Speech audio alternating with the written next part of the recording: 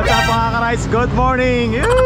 Makakapag-bike ulit tayo. Short ride lang tayo sa malapit. Tara, let's go! Malambot yung gulong natin. Pahangin tayo dito sa may Caltex. Ayun mga ka-rides, matagal-tagal din tayo hindi nakapag-bike kaya naman padjak tayo. Nga pala itong video na to ay ride ko nung May 4 pa. So yun, bali pahangin muna tayo. Nga pala shoutout sa nagtatanong sa akin ano ba yung tamang PSI ng gulong kasi lagi daw siya napaplat. Sa akin for MTB ay 45 PSI yung kinakarga ko sa gulong ko. Yung iba kumakarga ng 50, 55 kasi yung gantong MTB 29er ay kaya niya ng 65 PSI. Unlike sa mga road bike na kaya niya ng 100 PSI, 130 ganun. Naglalaro siya sa 70 to 130 PSI yung kinakarga. Pero kung kumakarera ka naman ay mas mataas na hangin pa yung kinakarga nila. May mga explanation dito about sa PSI. Minsan gawa natin ng short video at pag-usapan natin to. Ayun mga ka-rides, nakapagpahangin na tayo. Nasa 16 PSI lang pala yung gulong natin kaya para sobrang lambot. Kinarga natin 45 yan. Usually yan yung karga ng hangin ko, 45. 45 PSI. So ayan, tara ride tayo. Short ride tayo sa malapit. Daan muna tayo ng taktak. Let's go. Bakit nga ba maganda mag-bike sa taktak kapag umaga? Yan mga ka-rides, yan yung magandang tanong. Bakit nga ba? You tell me. Nga pala mga ka-rides, bali sa ride na to ay dadaan muna tayo ng taktak tapos ikot tayo ng Binangunan. Pwede kong tawagin na Binangunan loop to dahil pagdating ng taktak ay lusong tayo, papunta tayo ng Mabamparang, papunta tayo ng Binangunan. At lusong tayo ng Pantok Binangunan doon sa may Quarry Road. Tapos ikot tayo, pabalik na tayo dito, papuntang Angono, Pasig.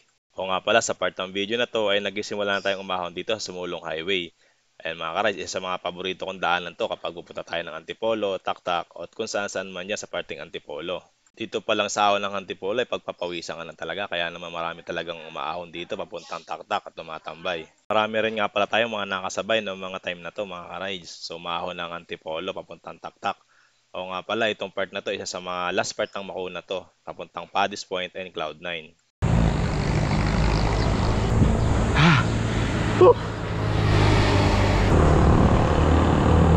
Nga pala, may nadaanan tayo ditong Latagan mga ka-rides at shoutout sa iyo boss na binigyan tayo ng free na chin guard. So ayan, kabit natin mga ka-rides. Ay, salamat sir, shoutout.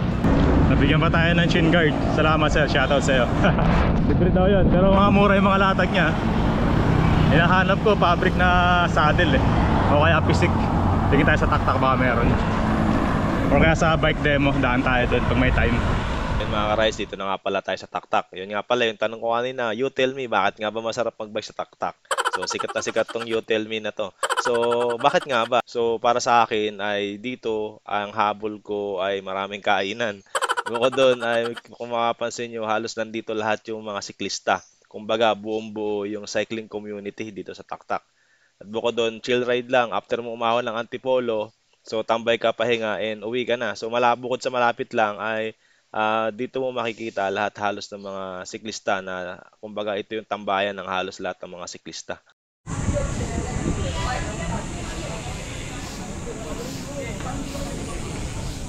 So yun mga ka-rides, bali ang next natin papuntang Binangunan. So dadaan tayo ng Quarry Road, tutubukin natin yung Pantok Binangunan mga ka-rides. Tara, let's go! Wakali tayo mga ka-rides, pupunta tayo ng Binangunan. Pasok tayo dito sa puntang Mabamparang.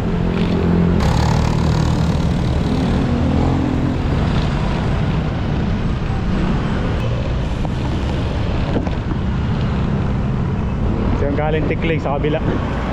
Papunta tayo dun sa dulo. Papunta tayo Binangunan, Pantok. Sa may Quarry Road tayo lalabas. Namiss ko mag-bike.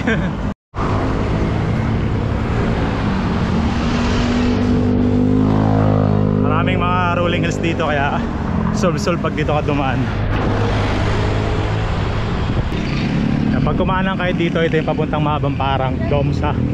Tayo tuloy-tuloy tayo, papunta tayong Pantok Binangunan. Lusong tayo ng Quarry Road. Ito yung barangay Mabamparang.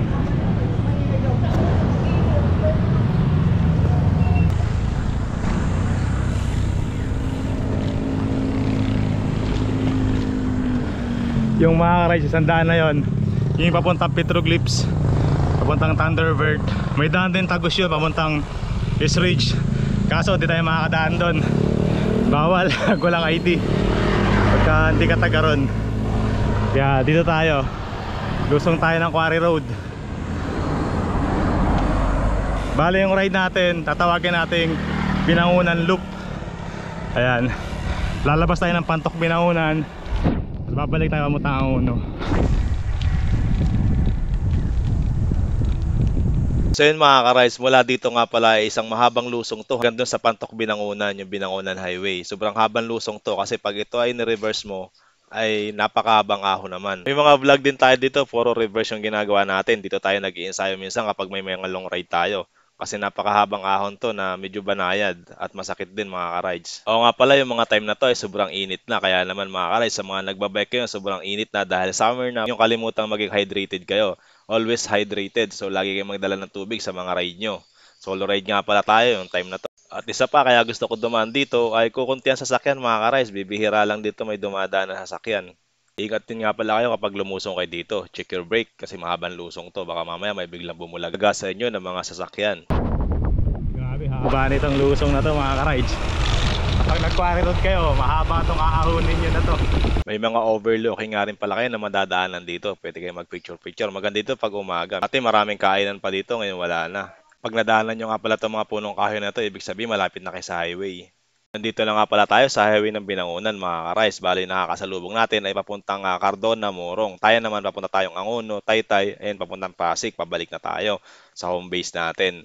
So yun mga ka-rides. So bali hanggang dito na lang yung ride natin. So bali parang Binangunan Loop din o Binangunan Half Loop yung ride natin. So yun, bali naka 50 kilometers din tayo sa ride na to. So half century ride din yung padjak natin mga ka-rides. Ito nga pala yung part na pawikan na lang, may makunat pa papuntang Tikling mga ka-rides. So yun, maraming salamat sa umabot sa last part ng video na to. Ingat ka lagi and ride safe. At baka naman po, pasupport naman ang ating YouTube channel by like and subscribe. Pakisabay na rin po yung aking Facebook page na Rides Ko 2PH channel. So maraming salamat po, ingat kayo and peace out.